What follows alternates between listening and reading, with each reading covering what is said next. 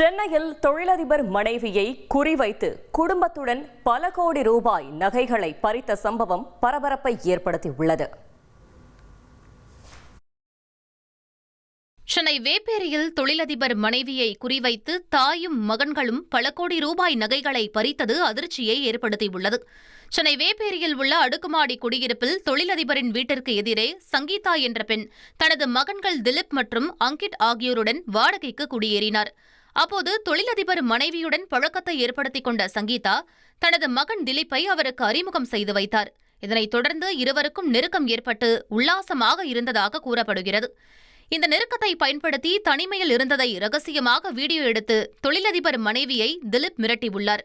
இதன் மூலம் 850 கிராம் தங்க நகைகள், வைர நகைகள், வெள்ளிப் பொருட்கள் மற்றும் ரொக்கப்பணம் என பல கோடி ரூபாய் மதிப்புள்ள பொருட்களை பறித்துள்ளார்.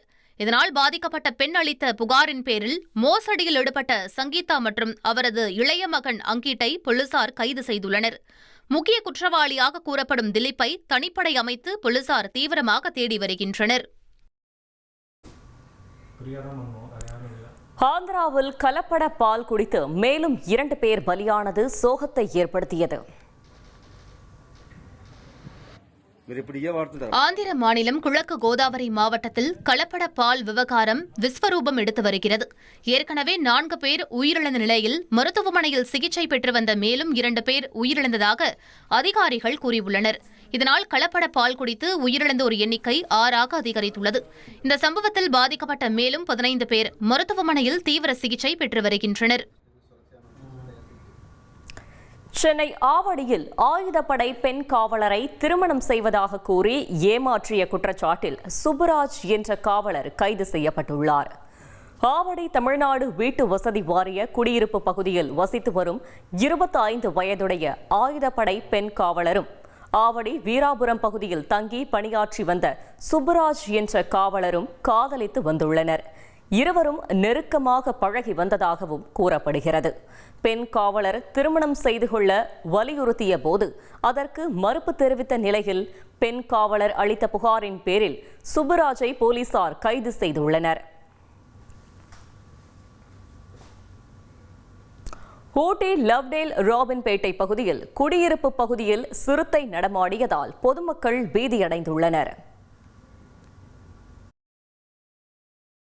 ஊட்டியில் குடியிருப்பு பகுதியில் இரவு நேரத்தில் சிறுத்தை நடமாடிய சிசிடிவி காட்சிகள் அதிர்ச்சியை ஏற்படுத்தியுள்ளது. ஊட்டியில் உள்ள லவ்டேல் ராபின்பேட்டை பகுதியில் இரவு நேரத்தில் சிறுத்தை ஒன்று குடியிருப்பு வளாகத்திற்குள் உலா வந்த காட்சி கண்காணிப்பு கேமராவில் பதிவாகியுள்ளது. அந்த பகுதியில் அண்மை காலமாக வனவிலங்குகளின் நடமாட்டம் அதிகரித்து செல்ல பிராணிகள் வேட்டையாடப்படும் சம்பவங்கள் தொடர்வதால் பொதுமக்கள் அச்சமடைந்துள்ளனர். கரூரில் கொரியர் அலுவலகத்தில் பார்சலில் புகை வந்ததால் ஊழியர்கள் அச்சமடைந்தனர். கரூரில் கொரியர் நிறுவன அலுவலகத்தில் இருந்த பார்சலில் இருந்து திடீர் சத்தத்துடன் புகை வந்ததால் பதற்றமான சூழல் நிலவியது. தனியார் கொரியர் மையத்தில் நடந்த சம்பவத்தை கண்டு ஊழியர்கள் பீதியடைந்தனர். உடனடியாக அந்த பார்சலை வெளியே எடுத்து சென்று தண்ணீர் மற்றும் மணல் கொட்டி புகையை அணைக்க முயன்றனர்.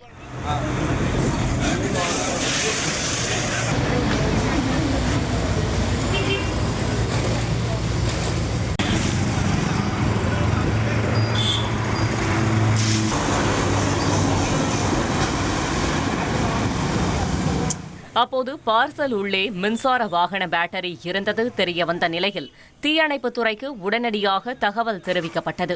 இந்த சம்பவத்தால் அப்பகுதியில் பரபரப்பான சூழல் ஏற்பட்டது. சிபிஐ அதிகாரிகள் என செல்போனில் மிரட்டி லட்சக்கணக்கில் பணம் பறிப்பில் ஈடுபட்டிருக்கிறது ஒரு ஆந்திர கும்பல். டிஜிட்டல் அரெஸ்ட் என்ற பெயரில் மோசடியில் ஈடுபட்ட கும்பல் சிக்கியது எப்படி? Hello, we are coming from CBI என யாரேனும் மிரட்டல் துணியில் பேசினால் உடனே நம்பிவிட வேண்டாம். அப்படி பேசிதான் பல லட்சங்களை சுருட்டி இருக்கிறது ஒரு பலே கும்பல்.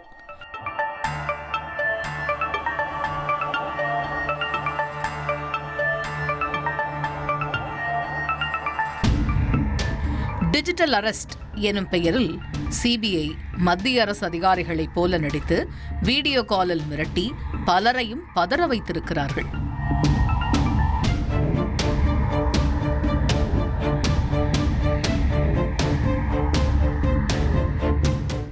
ஒரு வருடமாக ராணிப்பேட்டை மாவட்டத்தை அலறவிட்ட இந்த டிஜிட்டல் அரெஸ்ட் கும்பலை சைபர் கிரைம் போலீசார் தற்போது தட்டி தூக்கியிருக்கிறார்கள். ராணிப்பேட்டை மாவட்டத்தில் கடந்த ஆண்டு டிசம்பர் மாதம் போன் கால் மற்றும் வாட்ஸ்அப் வீடியோ கால் மூலம் டிஜிட்டல் அரெஸ்ட் என்ற பெயரில் பலரையும் மிரட்டி பணம் பறிப்பு நடந்ததாக அடுத்தடுத்து புகார்கள் வந்து குவிந்தன. அந்த கும்பல் சிபிஐ அதிகாரிகள் அல்லது மத்திய அரசு அதிகாரிகள் போல ஆள்மாறாட்டம் செய்து இந்த மோசடிகளை செய்ததாகவும் குறிப்பிட்டிருந்தனர். இது குறித்து ராணிப்பேட்டை சைபர் கிரைம் பிரிவு போலீசார் விசாரணையை தொடங்கினார்கள். அதில் ஓய்வு பெற்ற அரசு ஊழியர்கள், தனியார் நிறுவன மேலாளர்கள் மற்றும் அதிகாரிகள், வசதியான முதியோர் போன்றவர்களை குறிவைத்து இந்த கும்பல் மோசடியை நிகழ்த்தியது தெரியவந்தது. இதனையடுத்து பாதிக்கப்பட்டவர்களின் வங்கிக் கணக்கில் இருந்து பணம் பரிமாறப்பட்ட விவரங்கள், அவர்களுக்கு வந்த செல்போன் அழைப்புகள் ஆகியவை ஆய்வுக்கு உட்படுத்தப்பட்டது. அப்போதுதான் இந்த கும்பல் செல்போன் மூலம் கடந்த ஓராண்டில் மட்டும் 542 சிம் கார்டுகளை பயன்படுத்தி ராணிப்பேட்டை மாவட்டத்தில் உள்ள பலரையும் மிரட்டி பணம் பறித்தது தெரியவந்துள்ளது. மேலும் அவர்களுடைய தொலைபேசி எண்ணை தொடர்ந்து கண்காணித்ததில் சிம் கார்டு வாங்குவதற்காக அந்த கும்பல் தமிழகம் வந்திருப்பது கண்டறியப்பட்டது. இதனைத் தொடர்ந்து அவர்களை பின்தொடர்ந்து சென்ற தனிப்படை போலீசார் ஆந்திர மாநிலத்தைச் சேர்ந்த சிங்கம்பள்ளி கணேஷ், பப்பலா கிஷோர்குமார், செல்லா சந்தீப் குமார், சனபதி பிரசாத், தல்லா ராமகிருஷ்ணன் ஆகிய 5 பேரையும் கைது செய்து நீதிமன்றத்தில் ஆஜர்படுத்தி சிறையில் அடைத்தனர்.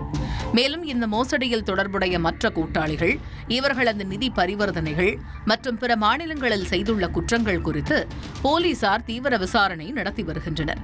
டிஜிட்டல் அரெஸ்ட் என்ற பெயரில் எந்த ஒரு அரசு அதிகாரியும் வாட்ஸ்அப் மூலம் உங்களை விசாரணை செய்ய மாட்டார்கள்.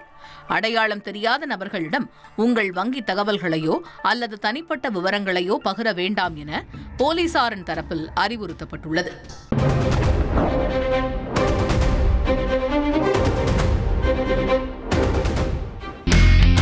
இனி செல்லும் இடமெல்லாம் செய்தி.